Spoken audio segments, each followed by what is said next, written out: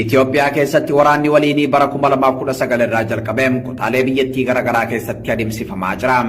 Bara 2019 irraa jalqabee waraana bilisummaa Oromoo fi mootummaa Itoophiyaa jidduutti waraanni adeemsifamaa ture. Gaagama namoomaa fi waraana hamaa dhaqqabsiisee jira.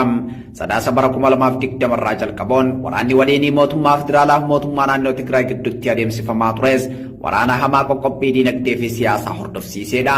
Humnoonni finxaaleeyyii Amaaraa mootummaan federaalaa hidhachiisuun humna ittisa Tigraayitti waraanaa ture. Kanneen akka Faannoo, milishaa fi humni addaa Amaaraa goolabamuu waraana kaabaa hordofee mootummaa federaalaatti finciluun lolaatii jiru. Gareen kun Itoophiyaa kan bulchu Amaara qofa. Itoophiyaa jechuun Amaaraa, Amaara jechuun Itoophiyaadha jechuun hidhannoo mootummaan federaalaa itti fayyadamuun olaantummaa Amaaraa deebisuuf qabsoo taasisaatii jira.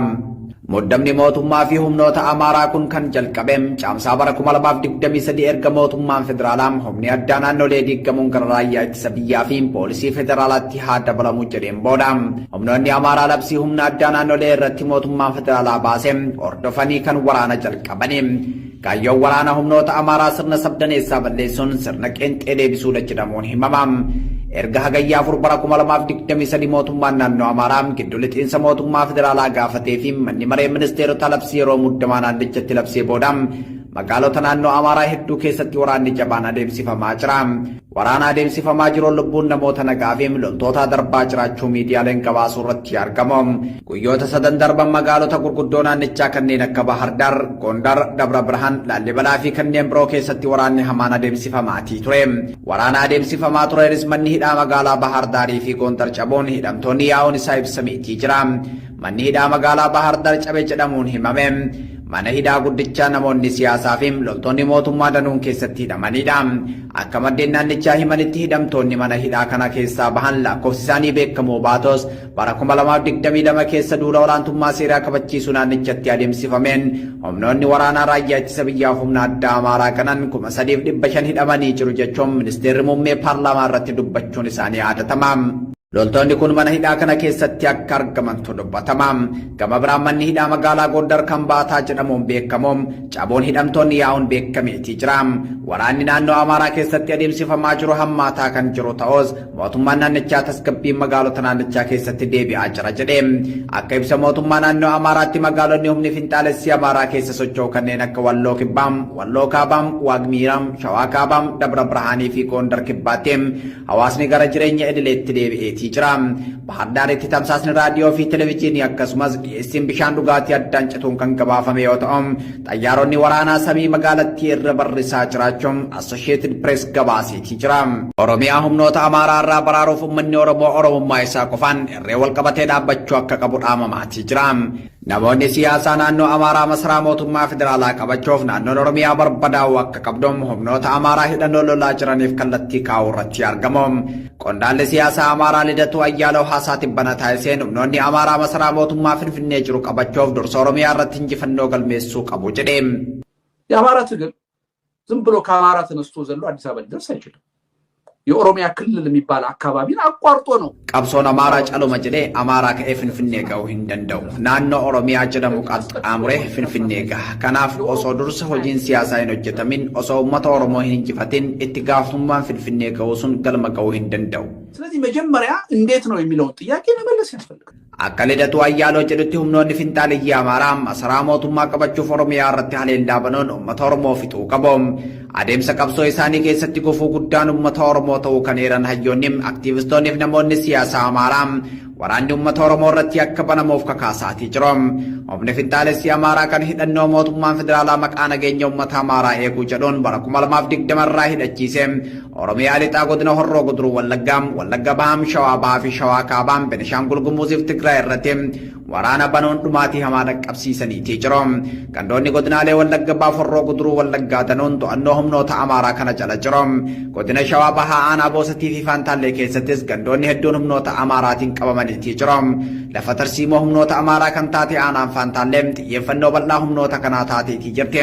Namni dhimma aanaa Faantaallee kana ilaalchisuun yaada nuuf kenne akka jedhutti aanaa Faantaallee lafa daandiin baaburaa fi konkolaataa Itiyoo Jibuutii keessa qaxxaamuru waan taateef humnoonni Amaaraa aanaa kana to'achuu barbaadu jedha. Daandiin konkolaataa fi baaburaa kun daandii guddicha diinagdeen Itoophiyaa irratti hirkate ta'uu kan eeru namni kun humnoonni kun daandii kana qabachuun meeshaan ala irraa galuun gara giddu galeessa biyyaa akka hin seenne gochuun diinagdeen mootummaa dadhabsiisuu kaayeffatanii itti deemaa jiru jechuun hima. Akka jiraattonni aanaa Faantaallee jedhanitti humnoonni Amaaraa bakka Qorqee jedhamutti daandii kana to'achuuf humna waraanaa qubsiisaa jiru jechuun mootummaan daandii kanaaf xiyyeeffannaa guddaa yoo hin kennine gatii guddaa kafala jechuun himaniitii jiru. Nageenya Oromiyaa tiksuu fi hawwii humnootaa finxaaleyyii Amaaraa kana karatti hambisuu mootummaan naannoo Oromiyaa humna nagaa gara daangaatti bobbaasuun birmadummaa naannichaa eeguu akka qabuun kutaaleen hawaasaa garaagaraa gaafachuu irratti argamu. Mootummaan federaalaas dogongora baroota darban keessa hojjetaa ture irraa of qusachuun muddamni siyaasaa naannoo Amaaraatti jalqabe gara naannoo biraatti akka hin babal'anne taasisuu qaba jechuun gaafatuu irratti argamu. Dargaggoo Obsaa Abdiisaa viidiyoo fuula barruu isaa irratti tamsaaseen humnoonni Amaaraa rakkoo guddaa Oromoo fi Oromummaa irraa waan qabaniif uummanni Oromoo dammaqinaan naannoo isaa eeguu qaba jedha. Gareen kun Oromoo balleessuuf hidhannoo gahaa hidhatee duulaa jira kan jedhu Obsaa Abdiisaa aktiivistoonni, artistoonni, fayyoonnii fi beektonni isaanii jibbaa Oromummaa irratti xiyyeeffatanii nutti duulaa jiru jechuun ibsa.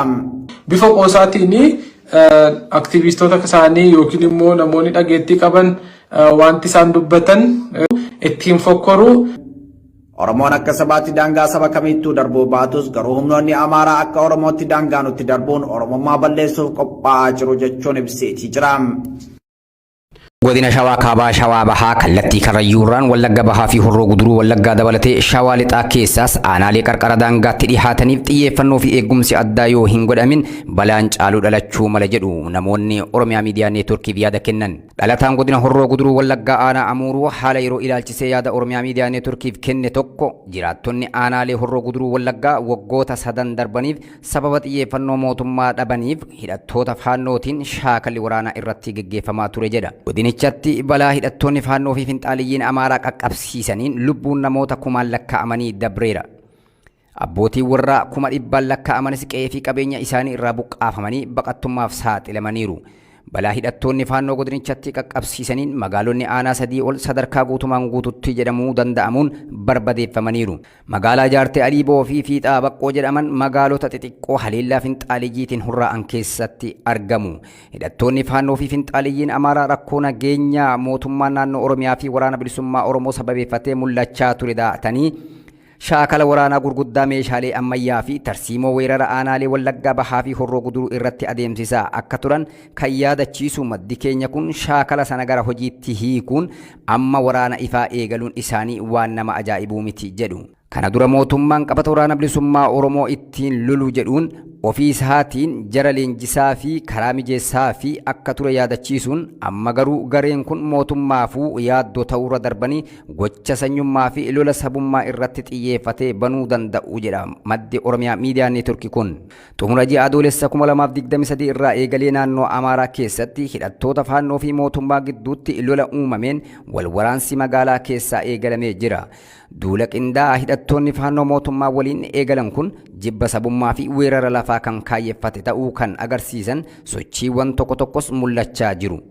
Hagayya 7 bara 2023 jechuunis guyyaa dheengaddaa hidhattoonni kunniin daangaa naannoo Oromiyaa cabsuun aanaa Abichuu fi Nya'aa seenanii haleellaa raawwataniin lubbuu namoota nagaa dabarsuun isaanii ni yaadatama.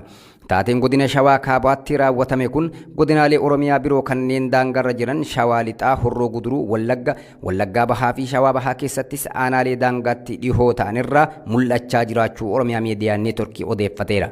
Jiraataan godina shawaa kaabaa OMN fi yaada kenne akka jedhutti mootummaan naannoo Oromiyaa qabiyyeewwan lafa naannichaa daangarra jiraniif xiyyeeffannaa kennuu dhabuunsaa balaan kun daran akka hammaatu taasisa jedhan. Akkuma kaleessallee yaada isiniif kaasuu yaale waa'een dhimmi daangaa kuni waan dhimma murteessaadha. Xiyyeeffannoo guddaa kan barbaadudha. Inni kuni har'a mitiiti kaleessuma baroota baay'eeyyuu uummanni fakkeenya bakka godina Shawaa Kaabaatti naannoo kanaan baay'ee ni daangessa. Ammas taanaan jedha maddi keenya kun duulli hidhattoota faannoo fi finxaaliyyii Amaaraa kun jibba sanyummaa fi weerara lafaa waan giddu galeeffateef qaamoleen nageenya mootummaan bakkeewwan daangaarra jiran irratti xiyyeeffachuu akka qabu dhaama. Jiraattonni aanaalee daangaarra jiran nageenya isaaniif wabii akka barbaadan himatanii qaamoleen mootummaa hawaasa daangaarra jiraaturraa meeshaa waraanaa hiikaa turan deebisanii hidhachiisuu akka qaban gaafatan. Uummanni naannoo keenyaa immoo uummata hidhatee miti. Uummata akka gama isaaniitiin immoo gaafa wal madaalchisnee ilaallu qonnaan bulaan isaaniiyyuu namni meeshaa dhabu hin jiru. Kan keenya irraa bitanii yookiin immoo kan keenya akka hiikkatu ni taasisu jechuudha. Qaama mootummaarra rakkoon jira jechuudha durumarraa kan ka'e maaliif meeshaalee naannoo keenya irraa ni hiiksisu naannoon keenya immoo haga mootummaan irraa fudhatu jireetti gurgurataa jechuudha. Mootummaan naannoo Oromiyaa gama isaatiin sochii hidhattoonni faannoo naannoo daangaa Oromiyaa irratti taasisaa jiran kana ilaalchisee hanga ammaatti waan jedhe hin qabu.